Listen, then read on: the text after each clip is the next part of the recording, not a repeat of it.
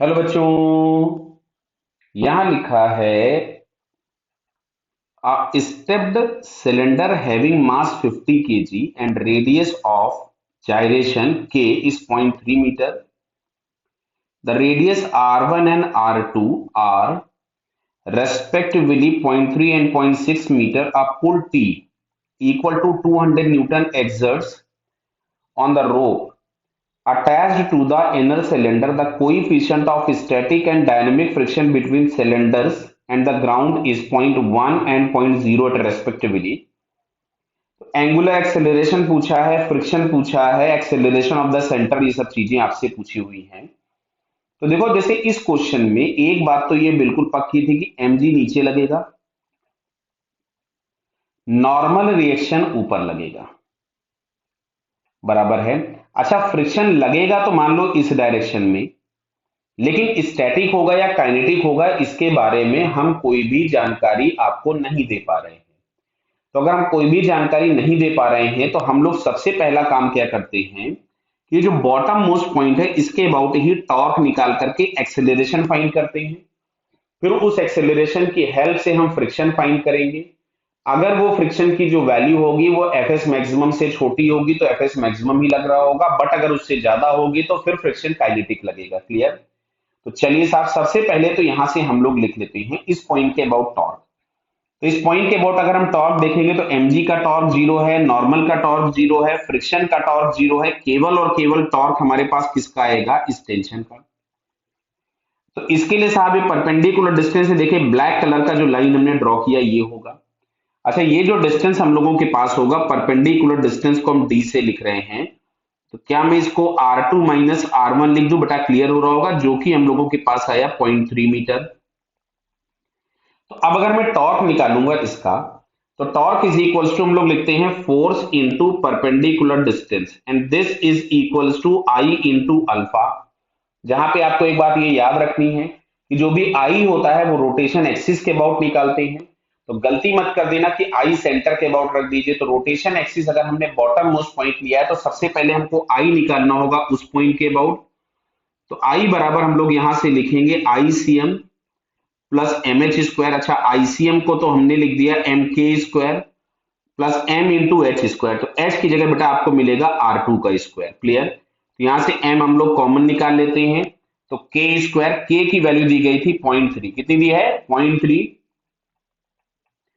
और ये R2 आपके पास हो जाएगा 0.6 का स्क्वायर। क्लियर है? तो ये हम लोगों के पास आ जाएगा मोमेंट ऑफ इनर्शिया। चलो वापस आते हैं। तो ये दिया हुआ था 200 और परपेंडिकुलर डिस्टेंस बताया था 0.3। अच्छा, आई की जगह हम लोग लिख देते हैं ये जो वैल्यू दी थी 50 इंटू, यहां से हम लोग लिखते हैं 0.3 का स्क्वायर प्लस 0.6 का स्क्वायर इंटू अल्फा। तो यहां से हम लोगों को एंगुलर एक्सेलरेशन मिल जाएगा। तो ये देखो, यहां से मैंने इसको भी जीरो भी यहां से कैंसिल कर दिया, तो 2 इंटू 3 मिलेगा 6। क्लियर? तो यहां से हम लोगों के पास ये आता है 6/5। अच्छा, 0.3 का स्क्वायर हो जाएगा 0.09 और 0.6 का स्क्वायर मिलेगा 0.36 इज इक्वल्स टू अल्फा। तो ये अल्फा इज इक्वल्स टू आता है 6/5, और ये ब्रैकेट के अंदर जितना भी है वो ऐड होके हो जाएगा 0.45। क्लियर है? इस वैल्यू को अगर हम लोग सॉल्व करें तो देखिए, सॉल्व करके हमारे पास वैल्यू आ रही है 2.66 रेडियन पर सेकेंड। 2.66 रेडियन पर सेकेंड स्क्वायर। क्लियर है? तो यहाँ पे 2.67 दिया है, ठीक। इसको अगर हम राउंड ऑफ करेंगे तो फर्स्ट वाला आंसर हमारे पास मिल गया। अब पूछा है फोर्स ऑफ फ्रिक्शन इज 40। तो बेटा हम फ्रिक्शन पहले निकालेंगे। अगर वो फ्रिक्शन 40 से छोटा आया, मतलब स्टैटिक फ्रिक्शन से छोटा आया, तो फ्रिक्शन स्टैटिक ही लगेगा। क्लियर? बट अगर वो रिक्वायर्ड फ्रिक्शन स्टैटिक से ज्यादा हो गया तो फिर फ्रिक्शन काइनेटिक होगा। और यहाँ पे जो काइनेटिक फ्रिक्शन हम लोग लिखेंगे, तो kinetic friction is equal to, मैं यहाँ पहले से ही लिख दे रहा हूं, ये आपको मिलेगा म्यू के इंटू एन, और एन इज इक्वल टू हो जाएगा एम जी। म्यू के दिया था 0.08 और m दिया था 50 इंटू 10। तो यहां दोनों जीरो से ये हट जाएगा पॉइंट, तो ये आ रहा है 40 न्यूटन। तो अगर फ्रिक्शन काइनेटिक लगा तो सेकंड ऑप्शन होगा, नहीं तो नहीं होगा। तो अब हम लोग क्या काम करते हैं कि इसमें पहले हम लोग यहां से लिखते हैं t minus F S is equal to M A. Clear है? और एक्सेलरेशन इसका लेफ्ट साइड में होगा, तो मैंने यहां से इक्वेशन लिखा टी माइनस एफ एस। हम लोग मान रहे हैं कि स्टैटिक लग रहा है, कंडीशन फुलफिल हो गई तो स्टैटिक लगेगा और कंडीशन फेल हो गई तो गलत हो जाएगा। तो टी बराबर हमारे पास था 200 minus F S is equal to 50 into A. Clear बेटा? अब सुनो, अब अगर हम टॉर्क निकालेंगे, अब एक काम करते हैं, अब की बार टॉर्क हम सेंटर के अबाउट निकाल लेते हैं। किसके अबाउट? सेंटर के अबाउट टॉर्क निकाल लेते हैं, क्योंकि अगर हम नीचे वाले पॉइंट के अबाउट टॉर्क निकालेंगे तो फिर से हमको एफ एस मिलेगा नहीं। तो हम सेंटर के अबाउट अगर टॉर्क निकालेंगे तो दिख रहा है कि एमजी का टॉर्क, नॉर्मल का टॉर्क दोनों जीरो हो जाएंगे। टॉर्क हमारे पास मिलेगा टेंशन का और फ्रिक्शन का। तो अब देखो इसका एक्सेलरेशन हमने अगर इधर कंसीडर किया हुआ है तो रोटेशन हम इधर कंसीडर करेंगे, इसका एंगुलर एक्सेलरेशन कुछ भी अल्फा। क्या बात समझ में आ रहा है? और हमने एफ एस माना है, that is we are considering that this object is in pure rolling motion. Clear है? तो यहाँ पे जो टॉर्क होगा वो एफ एस का टॉर्क बड़ा होगा, क्योंकि एंगुलर एक्सेलरेशन आपको एफ एस की डायरेक्शन में दिख रहा है। तो यहां से हम लोग अगर लिखेंगे तो एफ एस का टॉर्क, ये फर्स्ट इक्वेशन हम इसको लिख देते हैं, तो यहां से मिलेगा एफ एस का torque into R two minus T का torque into R one is equal to I into alpha. ये हो जाएगा ये, और अल्फा की जगह हम लोग लिखेंगे ए बाई आर टू। अल्फा की जगह लिखोगे ए बाई आर टू, दिख रहा है ना? जो आउटर रेडियस हम लोगों के पास क्या है? आर टू है। क्लियर हुआ बेटा? अब यहां से जरा हम वैल्यूज पुट कर देते हैं। तो एफ एस की वैल्यू हमें निकालनी थी, एफ एस ये आ गया 0.6, 200 टी था, ये हो गया 0.3 is equal to 50 into K square बोले तो 0.3 का square A upon R two. R two हमारे पास था 0.6। क्या क्लियर बताइए? तो देखो जरा, इसको हम थोड़ा सा सिंप्लीफाई करते हैं। अभी हमको इस इक्वेशन को सिंप्लीफाई करना पड़ेगा, तो मैं यहां से ऐसा लिख रहा हूं, देखो कैलकुलेशन पार्ट थोड़ा सा बचाने के लिए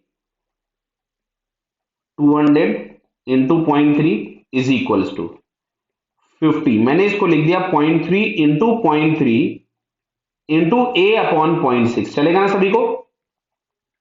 ये पॉइंट हटा दिया, ये पॉइंट हटा दिया, ये पॉइंट हटा दिया, इस वाले से ये पॉइंट हटा दिया, ये हटा दिया। क्लियर है? इसको अगर हम 3 से यहां से कैंसिल कर दें तो ये 2 हो गया, इससे इसको कैंसिल कर दें तो ये 25 हो गया। जरा हम अगला इक्वेशन फिर से लिख लेते हैं, 6 एफ एस माइनस ये आपके पास हो गया 600 इज इक्वल टू 75 ए। ये आ गया इक्वेशन नंबर 2। क्लियर?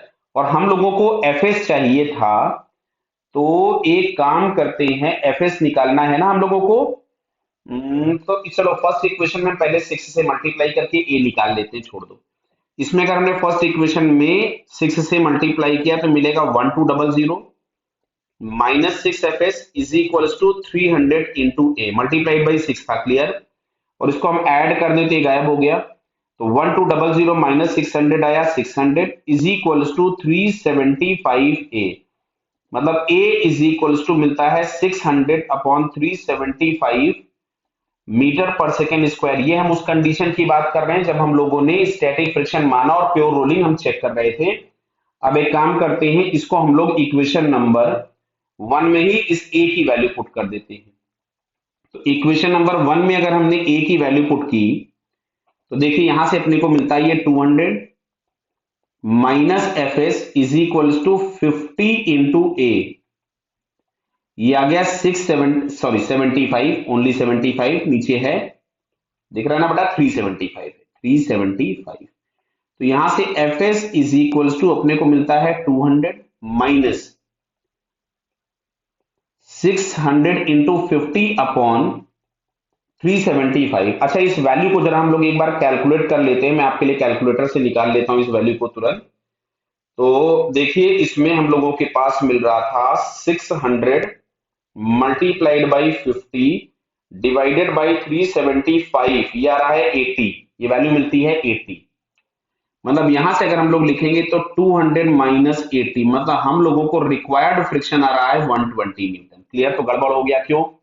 जो मैक्सिमम फ्रिक्शन लग रहा है वो 120 से छोटा होगा, यानी आपके पास फ्रिक्शन स्टैटिक ना होके काइनेटिक होगा और प्योर रोलिंग नहीं हो रही होगी। तो ये जो कैलकुलेशन हम लोगों ने किया था, ये जस्ट हम लोगों ने चेक करने के लिए किया था कि फ्रिक्शन है क्या। तो हम लोगों को ये पता चल गया कि friction is not static, so friction is kinetic. तो बेटा ये सेकंड वाला ऑप्शन हमारे पास करेक्ट हो गया। क्लियर। अब फ्रिक्शन काइनेटिक हो गया। अब इतनी कहानी आपको नहीं करनी एक्सेलरेशन फाइंड करने के लिए। अब अगर हमें इसके सिस्टम का एक्सेलरेशन निकालना है तो सिंपल हम लोग लिखेंगे जो फोर्स लग रहा था 200 minus F K is equals to M into A, तो ये आ जाएगा 160 is equals to 50 into A, मतलब ए इज इक्वल्स टू हम लोगों के पास आता है 16/5, तो यार है 3.2 मीटर पर सेकेंड स्क्वायर टुवर्ड्स लेफ्ट। जरा चेक करते हैं ऊपर थर्ड फोर्थ ऑप्शन जो दिए हैं अपने, तो एक्सेलरेशन इज 3.2 मीटर पर सेकेंड स्क्वायर टुवर्ड्स लेफ्ट, ये वाली बात एकदम सही हो जाएगी। तो यहां से हमारे पास ये थर्ड वाला ऑप्शन भी करेक्ट हो गया, तो राइट वाला गलत हो गया, तो ऑप्शन के नाम पे हमारे पास करेक्ट मिलेगा first, second and third. So these three options are correct. Clear है बेटा? Okay, all the best.